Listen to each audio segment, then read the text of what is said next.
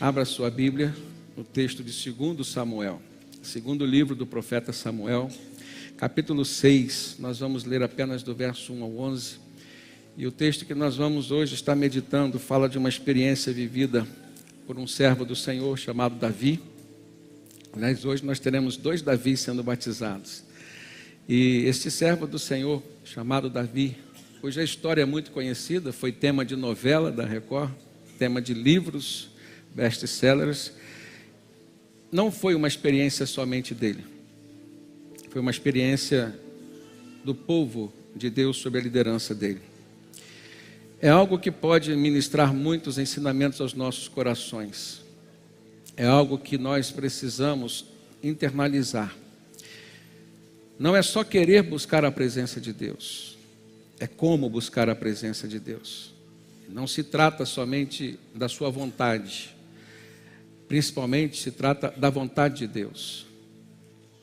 O prazer é nosso de sentir a presença de Deus, sim.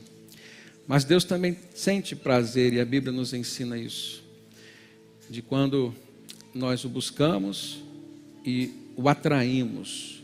Esta é a grande questão e um dos pontos principais desse texto, dessa mensagem. Aquilo que nos permite atrair a presença de Deus. Tem pessoas que nós amamos, irmãos, mas não conseguimos atraí-las. Não conseguimos desenvolver um diálogo prazeroso. Existe amor, mas não existe prazer.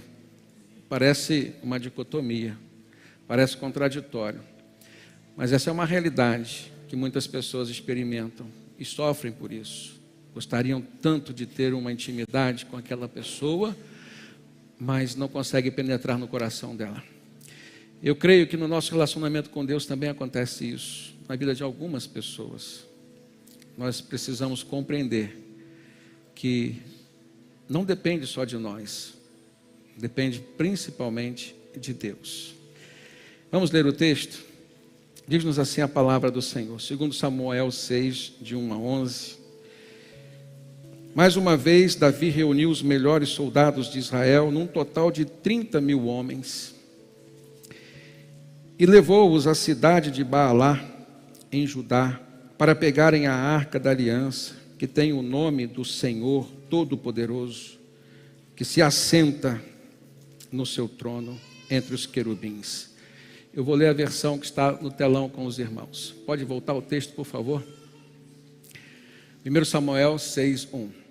Tornou Davi a juntar todos os escolhidos de Israel em número de 30.000. Dispôs-se e com todo o povo que tinha consigo, partiu para Baalá de Judá, para levarem de lá para cima a arca de Deus, sobre a qual se invoca o nome do Senhor dos Exércitos, que se assenta acima dos querubins. Puseram a arca de Deus num carro novo e a levaram da casa de Abinadab, que estava no outeiro, e Uzá e Aiô, filhos de Abinadab, guiavam o carro novo. Levaram-no com a arca de Deus da casa de Abinadab, que estava no outeiro, e Aiô ia adiante da arca. Davi e toda a casa de Israel alegravam-se perante o Senhor, com toda sorte de instrumentos, de pau, de faia, com harpas, com saltérios, com tamborins, com pandeiros e com símbolos. Quando chegaram à eira de Nacon, estendeu Uzá a mão à arca de Deus e a segurou, porque os bois tropeçaram. E então a ira do Senhor se acendeu contra Uzá, e Deus o feriu ali por esta irreverência, e morreu ali junto à arca de Deus. Desgostou-se Davi, porque o Senhor irrompera contra Uzá, e chamou aquele lugar Pérez Uzá, até o dia de hoje. Temeu Davi ao Senhor naquele dia, e disse: como virá a mim a arca do Senhor? Não quis Davi então retirar para junto de si a arca do Senhor, para a cidade de Davi, mas a fez levar à casa de Obed-edom, o geteu. Ficou a arca do Senhor em casa de Obed-edom, o geteu, 3 meses, e o Senhor o abençoou, e toda a sua casa. Amém? Queridos, buscando o poder da presença de Deus, Esse texto nos faz refletir sobre a diferença entre a presença de Deus e o poder da presença de Deus. A teologia nos fala e nos mostra que Deus é onipresente, onisciente e onipotente. Ele está então em todos os lugares, Ele sabe de todas as coisas pela sua onisciência e Ele pode todas as coisas pela sua onipotência. Mas a onipresença de Deus é aquilo que nos prova e nos ensina que o Senhor está aqui entre nós, por exemplo. O Senhor está lá na nossa casa, o Senhor está lá no seu quarto, o Senhor está no recôndito da sua alma, o Senhor sonda os seus pensamentos. E no Salmo 139, nós vemos o salmista dizer: Senhor, Tu nos sondas e nos conheces, Tu conheces o nosso deitar, o nosso levantar, o Senhor conhece todos os nossos pensamentos, ainda a palavra nem chegou à minha língua e Tu já a conheces, Senhor. E assim, então, o salmista vai declarando a sua experiência com a onipresença de Deus. Ele diz que não tem como se esconder da presença do Senhor. A presença do Senhor, ao mesmo tempo que nos faz temer, e foi isso que Davi sentiu, ela é uma presença que nos dá prazer. E foi disso que Davi sentiu falta. A ausência de algo que pudesse remetê-lo à presença de Deus. No tempo de Davi, aliás, isso já existia desde o tempo de Moisés. Deus estabeleceu um símbolo para caminhar com o seu povo lá na peregrinação do deserto, e esse símbolo era o símbolo da sua presença. Era a Arca da Aliança. Uma aliança que Deus tinha feito com o seu povo por intermédio de Moisés. Quando Deus se encontrou com Moisés, ou quando Moisés se encontrou com Deus no Monte Sinai, e o Senhor ali deu as tábuas da lei. A lei, então, como sendo fundamento para um relacionamento entre Deus e o seu povo. Mas na Arca da Aliança não existia somente as tábuas da lei. Quando Deus designou para Moisés esse símbolo da presença dele, e mandou que ele construísse uma arca, uma espécie de baú, com 2 alças, na verdade 4 braços, cabos de madeira, onde as pessoas, e especificamente os levitas, deveriam carregá-la, transportá-la, lembrando que Deus deu essa arca para um contexto do deserto, um contexto de um povo peregrino, de um povo que estava caminhando passo a passo em direção às promessas de Deus. Então, somente os levitas que tinham sido consagrados pelo Senhor é que podiam carregar essa arca. Era um baú feito de madeira, não muito grande, mas ele era todo revestido de ouro. Tinha a imagem de 2 querubins na sua tampa, como se estivessem ali guarnecendo aquele espaço. E dentro daquilo que representava a presença de Deus, tinha então as tábuas da lei, como símbolo dos fundamentos da aliança que Deus tinha feito com o seu povo através de Moisés. Tinha também um vaso contendo o maná, os pães que Deus tinha dado como alimento ao seu povo lá no deserto de uma forma milagrosa. Dia a dia o Senhor fazia o maná cair do céu para saciar a fome do seu povo. E o maná então era símbolo da provisão de Deus, de um Deus que provê o seu povo, um Deus que continua provendo até os dias de hoje na vida daqueles que têm a presença dele. E em terceiro lugar, ali tinha também a vara de Arão, que era símbolo do sacerdócio, uma função religiosa estabelecida pelo próprio Deus, em que o sacerdote tinha a responsabilidade de intermediar a relação entre o povo e Deus. Eram eles que ofereciam sacrifícios. Deus então ali mostrava-se acessível por meio do sacerdócio, mostrava-se um Deus provedor por intermédio do maná, mas mostrava-se também um Deus que era exigente em relação ao comportamento e a sua relação comportamental entre ele e o seu povo por meio das tábuas da lei. Só que Deus, no Novo Testamento, Ele resolveu substituir aquilo que era símbolo da sua presença pela sua própria presença encarnada entre os homens. Então ele manda Jesus. E a Bíblia diz em João 3,16, que porque Deus amou o mundo de tal maneira que deu o seu Filho unigênito para que todo aquele que nele crê não pereça, mas tenha vida eterna. Então é um ato de amor da parte de Deus. Jesus disse: quem vê a mim, vê ao Pai. E João, o evangelista, registrou que o Verbo, se referindo a Jesus, a palavra viva, o Verbo se fez carne e habitou entre nós, e vimos a sua glória como a glória do unigênito do Pai. O que nos mostra então o desejo de Deus agora de não mais caminhar no meio do seu povo através de símbolos, mas de estar se manifestando de forma poderosa e viva. E viva. Jesus vem então e instaura a era da graça.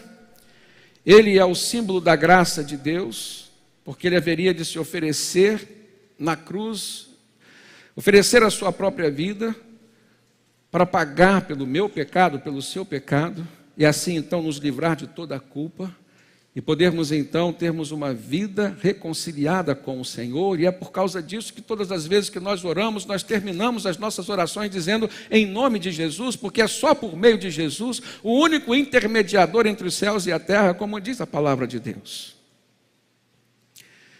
Mediante então o poder da presença de Deus, nós podemos crer que, quando sentimos a presença de Deus, sentimos prazer, somos beneficiados pelo seu poder, milagres acontecem. Mas Deus é um Deus exigente. E essa passagem que nós acabamos de ler, ela nos mostra, irmãos, que houve um momento em que Deus se ausentou da vida do seu povo. E como ele tinha dado um símbolo da sua presença, se ele estivesse ausente, esse símbolo não deveria mais estar presente também. Então Deus permitiu que diante e durante uma guerra, os inimigos, os filisteus, os povos filisteus especificamente, levassem a arca da aliança do território de Israel para o território filisteu. E é importante dizer o contexto disso. Havia um sacerdote chamado Eli, homem de Deus. Deus operou milagres através da vida deste homem, lembrando do que aconteceu com Ana, estéril, e recebeu um filho chamado Samuel. O sacerdote Eli teve 2 filhos. E embora tivesse sido uma bênção na vida de muitas famílias do povo de Israel, Eli não foi abençoado na sua própria família. Teve 2 filhos, Ofni e Finéias, que a Bíblia diz que eram homens tolos e, muito mais do que isso, eram perversos. E eram justamente eles que, diante da idade avançada de Eli, estavam ali administrando os cultos que o povo de Israel vinha prestar na tenda da congregação, o lugar onde eles se reuniam. Eram 2 jovens, aliás, já eram homens agora, perversos, tinham pecados que foram completamente condenados por Deus, e por conta disso, o povo foi se perdendo e a presença de Deus foi se esvaindo. Houve uma guerra, Deus permitiu que esses 2 fossem mortos. E pior do que isso, Deus permitiu que a arca da aliança fosse levada. E quando Eli, o sacerdote, soube disso, ele caiu de onde estava, morreu. E aí a gente pensa, e a gente conclui: o que pode nos levar a sofrer por conta da ausência de Deus? A arca da aliança ficou no território filisteu e ali foi o caos para eles, porque eles colocaram a arca da aliança de frente para a estátua do deus Dagon. Aquela estátua caiu. E de forma milagrosa, o próprio povo filisteu foi percebendo que havia poder de Deus ali representado. Os filisteus ficaram doentes, enfermos, por conta da presença da arca de Deus, ao ponto deles quererem se livrar e devolverem então para o território de Israel E é nesse ponto, então, que a gente vê o texto, porque eles entregaram na casa de Abinadab. E é importante os irmãos gravarem esse nome, Abinadab. Os irmãos podem repetir? Abinadab. Abinadab. Abinadab era um levita, alguém habilitado, inclusive, a cuidar da arca de Deus. E a arca de Deus ficou 20 anos na casa de Abinadab. Passaram-se, então, os tempos do reinado de Saul, que foi o primeiro rei. E agora Davi estava assumindo o trono. E ele soube da existência dessa arca, que era o símbolo da presença de Deus. E ele, que era alguém que cultivava no seu coração uma intimidade tão grande com Deus, foi um exímio adorador, é alguém que a própria Bíblia diz que era homem segundo o coração de Deus. Ele disse, nós precisamos ter aqui não só a presença, mas o símbolo da presença de Deus. Aonde está essa arca? Está na casa de Abinadab. Mandou então buscar a arca. Só que Davi não foi zeloso, não foi criterioso, não prestou atenção naquilo que Deus havia designado como critério para se transportar a arca, aquilo que representava a sua presença. Davi escolhe, o texto diz que foi um carro, carro de boi, uma carroça, era nova, diz o texto, mas não era para ser transportada sobre um carro de boi ou sobre uma carroça. E isso traz para nós algumas lições que nós já podemos compreender e aplicar de forma imediata na nossa vida. Porque não basta termos boas intenções. Às vezes a nossa criatividade compromete a nossa relação com Deus. Davi foi criativo. Davi quis, de certa forma, apressar o transporte da arca. E justamente pela forma como ele idealizou no seu coração e não prestou atenção no que a palavra de Deus havia designado, então todo o seu projeto, todo o seu plano caiu por terra. Coisas que na nossa vida se repetem até os dias de hoje.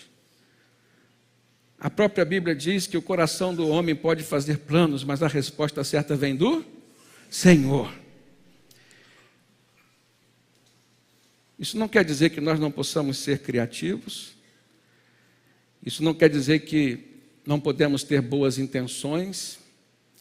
Mas isso significa que acima da nossa criatividade, acima da nossa boa intenção, do nosso coração, tem que existir devoção, tem que existir obediência, tem que existir reverência na presença de Deus.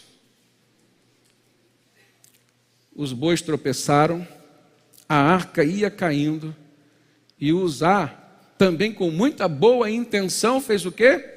Tocou na arca para segurar, só que ninguém podia tocar na arca, a não ser os levitas. Naquele mesmo momento, então, ele morre, para manifestar o poder de Deus. Algo que talvez a gente não possa compreender à luz hoje, cerca de 3.000 anos depois. Mas Deus continua sendo Deus e a teologia diz que Ele é um Deus imutável. Ele é criterioso, Ele é zeloso, Ele é amoroso, Ele é rico em misericórdia e graça, mas Ele é justo juiz. Davi, naquele momento, fica consternado porque ele vê que toda a sua boa intenção não pôde ser implementada. Ele chegou a dizer: como que eu poderei então levar a arca da presença de Deus lá para a cidade de Davi, que era Jerusalém? E o que ele fez foi parar, interromper o plano. Aliás, o que qualquer pessoa lúcida, principalmente lúcida espiritualmente, deveria fazer. Se Deus diz para, então para. Ele encontra a casa de Obed-edom, também um levita, e ele deixa a arca ali. Então, se eu pedir para os irmãos gravarem o primeiro nome de quem ficou como fiel depositário da arca, que foi Abinadab, repita então mais uma vez, Abinadab, agora o fiel depositário da arca se tornou Obed-edom. Repita comigo, Obed-edom. E por que eu estou pedindo aos irmãos para repetir esses dois nomes? Porque eram dois homens de Deus, eram levitas, pertenciam ao povo de Deus, Na casa de Abinadab, a arca ficou 20 anos. E a Bíblia diz que nada diferente aconteceu. Mas na casa de Obed-Edom, diz que a arca ficou 3 meses.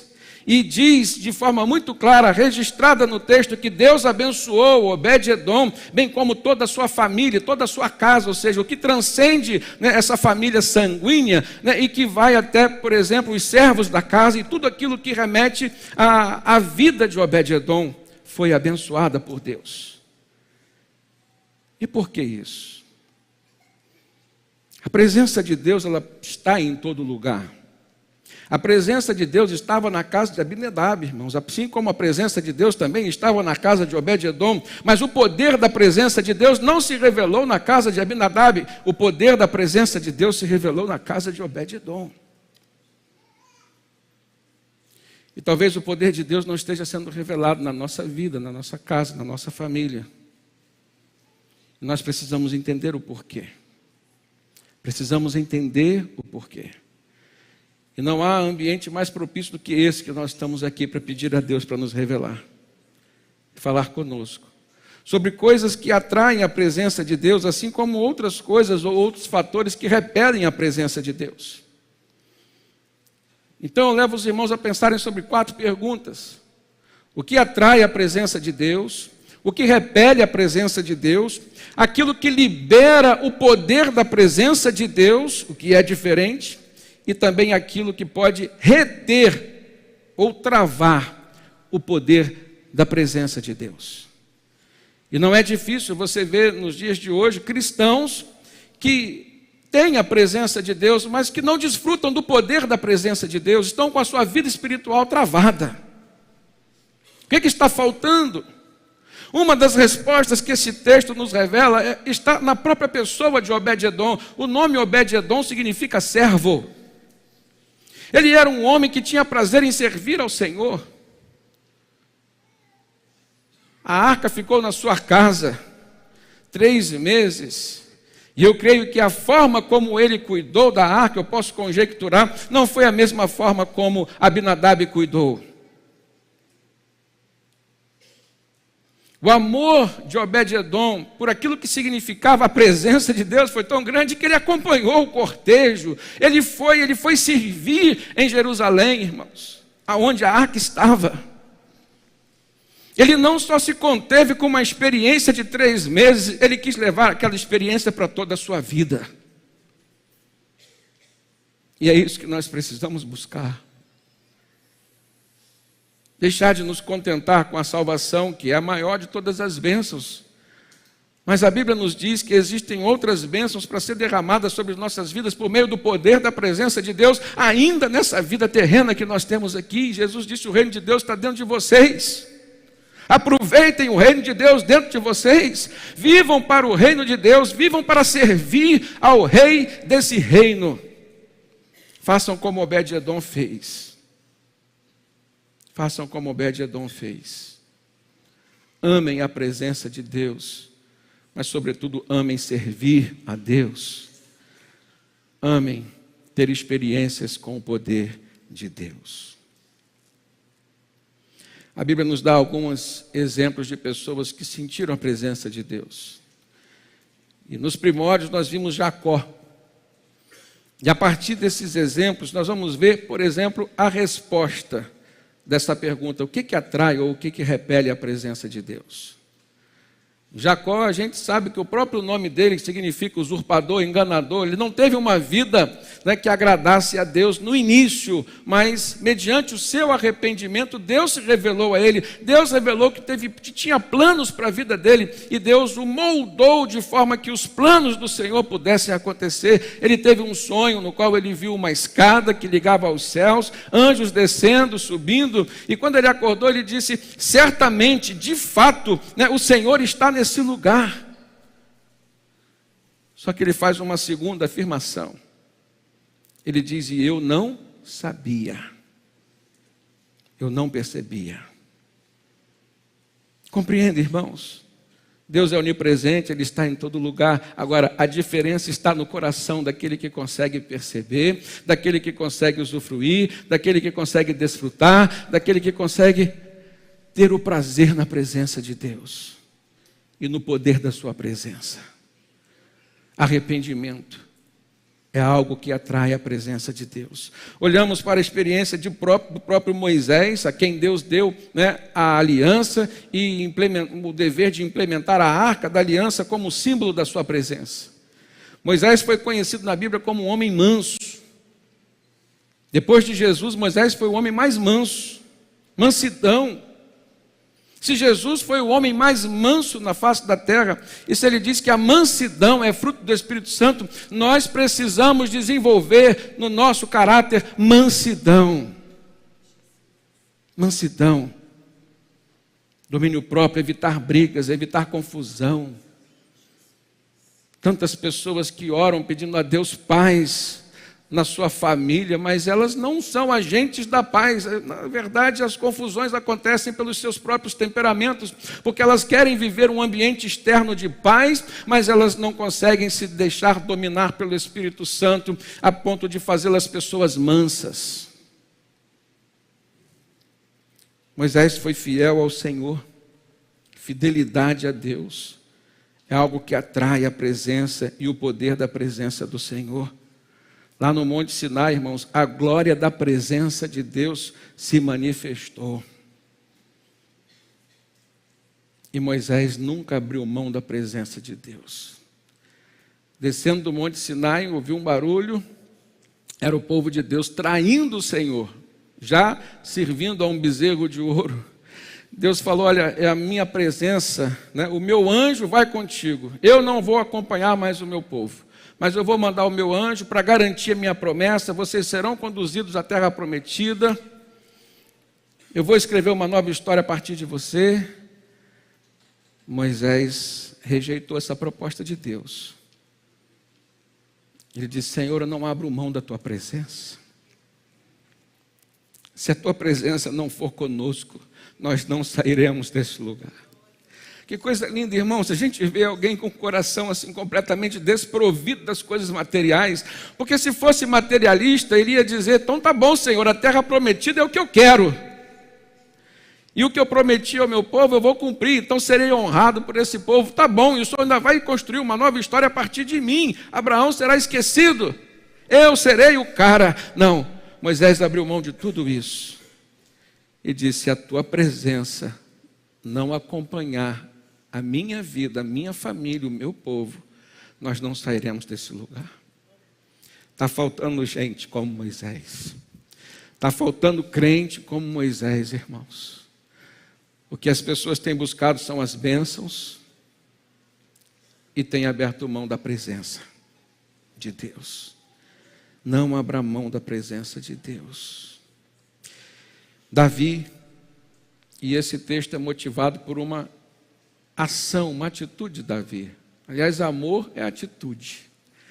A gente ouve muitas palavras sobre amor, muitas pessoas dizendo que o sentimento maior que tem é o amor, mas a Bíblia nos ensina que amor é atitude. E quando o texto que eu falei com os irmãos de João 3,16, que fala sobre o amor de Deus, porque Deus amou o mundo, Deus não ficou com palavras, Ele entregou o seu Filho Jesus para morrer. Uma atitude de entrega, de desprendimento. A gente vê o próprio Senhor Jesus demonstrando isso.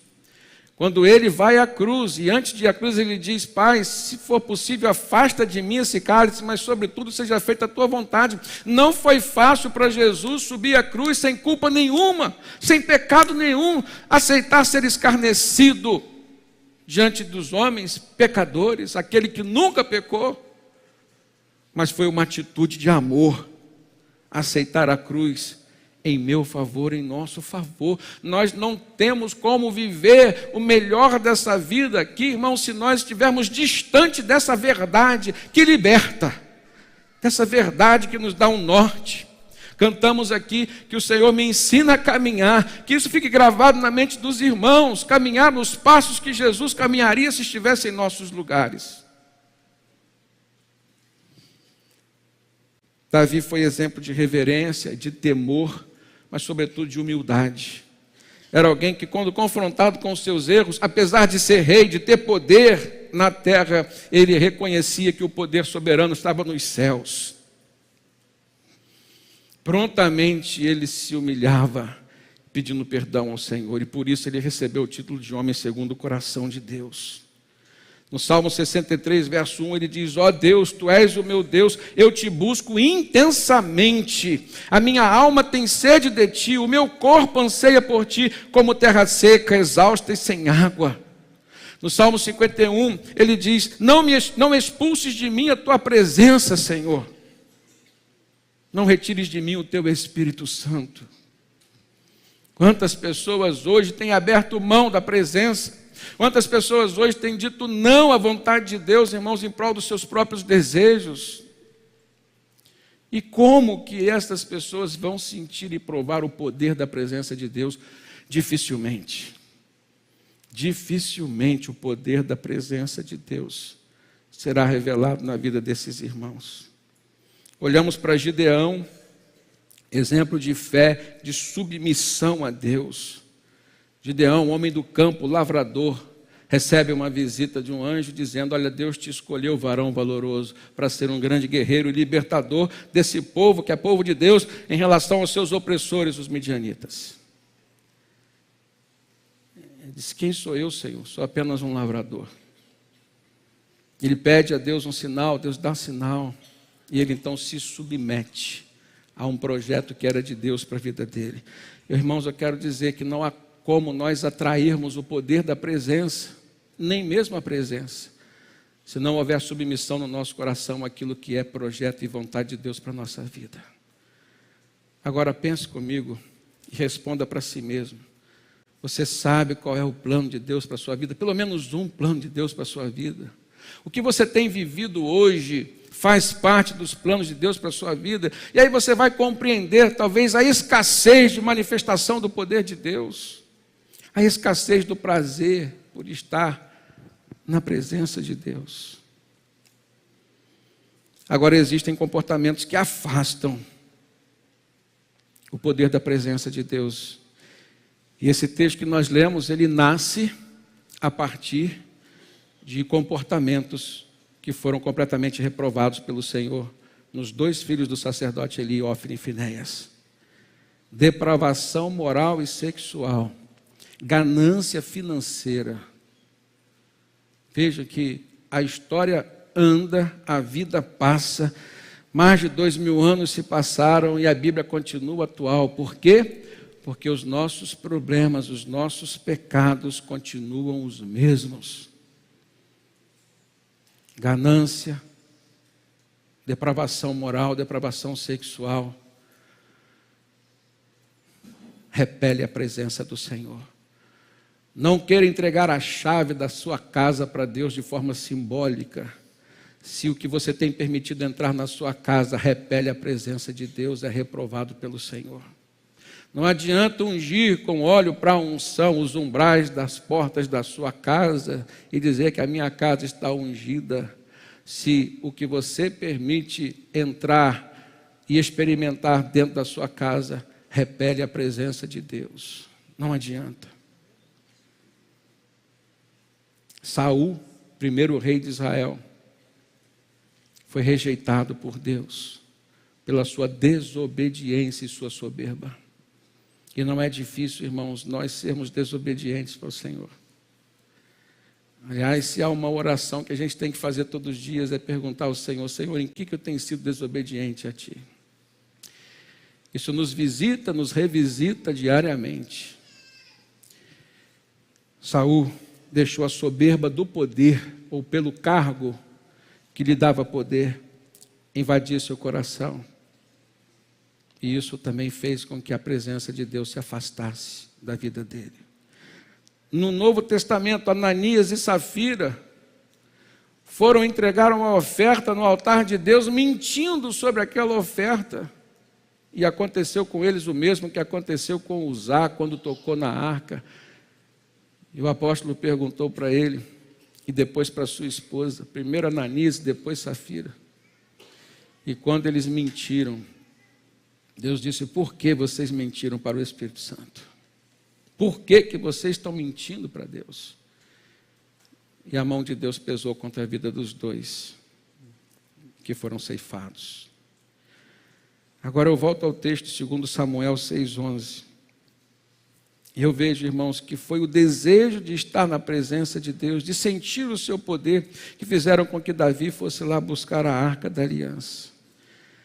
E ele comete alguns erros que nós não podemos cometer.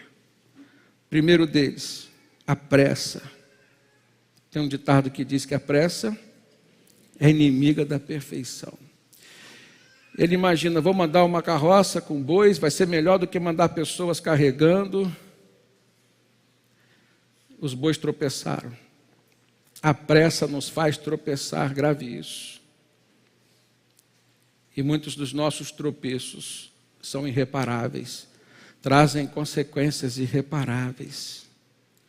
Davi então interrompe, mas quando ele volta transformado, restaurado. Agora ele volta observando os critérios de Deus. E aí a gente aprende com Davi, por exemplo, por que agora ele não trouxe só os levitas, trouxe os sacerdotes também. Os irmãos podem olhar no texto de 2 Crônicas, capítulo 15, é um texto correlato a esse. Então é 1 Crônicas, capítulo 15. Ali a gente vê a história com mais detalhes. E Davi não se conteve em levar só os levitas e mais os sacerdotes, ele levou todo o povo de Israel. Unidade. A gente vê aqui uma lição de unidade. Acima da união, a gente tem que ver unidade, que é o mesmo propósito, mesmo desejo no coração, mesmo alvo. Está faltando unidade na nossa casa, na nossa família, irmãos, está faltando unidade às vezes nas nossas igrejas. O povo cristão perde por falta de unidade. Casais têm perdido por falta de unidade. Em vez de somar, subtraem, um faz um plano para o norte, outro faz um projeto para o sul. Cada um quer viver a sua própria experiência, o seu próprio sonho, não reconhece um sonho em comum, não reconhece um sonho comunitário, um sonho familiar. Aprenda uma coisa, viver as experiências junto é muito melhor do que viver sozinho. Sozinho não tem graça, aprenda isso. Analisando comigo mesmo, pode ser que seja uma análise superficial, mas, irmãos, por que o sucesso das selfies? Por que o sucesso das selfies? Muitas pessoas vão fazer uma viagem, quando elas vislumbram aquele ambiente, elas querem tirar uma foto de si mesmas, naquele ambiente, e mostrar para quem? Para a sua rede social. Sozinho não tem graça. Sozinho não tem graça. Antes das selfies, quando eu viajava sozinho, eu lembrava de Alessandra. Ah, se a minha esposa estivesse aqui comigo. Ah, se meus filhos estivessem aqui comigo.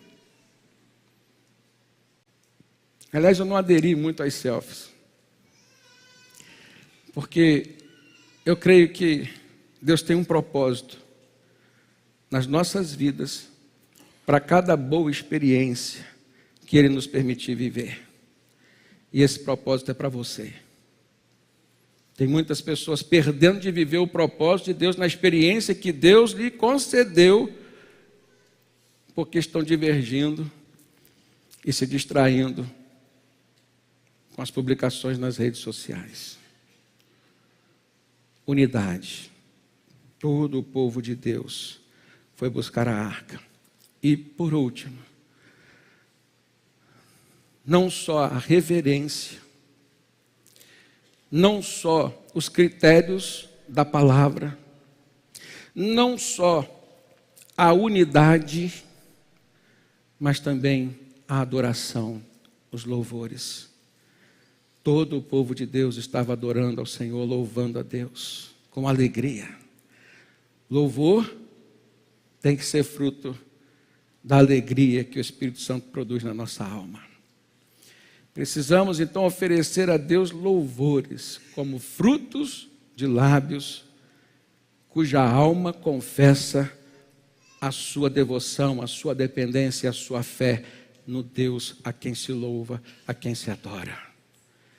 Que nós possamos gravar na nossa mente, mas sobretudo no nosso coração, os ensinamentos que essa palavra nos trouxe, para deixarmos de tão somente experimentar a presença, para começarmos a provar do poder que há na presença de Deus. Deus quer revelar o seu poder sobre sua vida, sobre sua família, sobre sua igreja, até mesmo sobre sua nação. Mas nós precisamos então buscar o poder de Deus com esses critérios, esses requisitos que a sua palavra nos revela aqui hoje. Amém?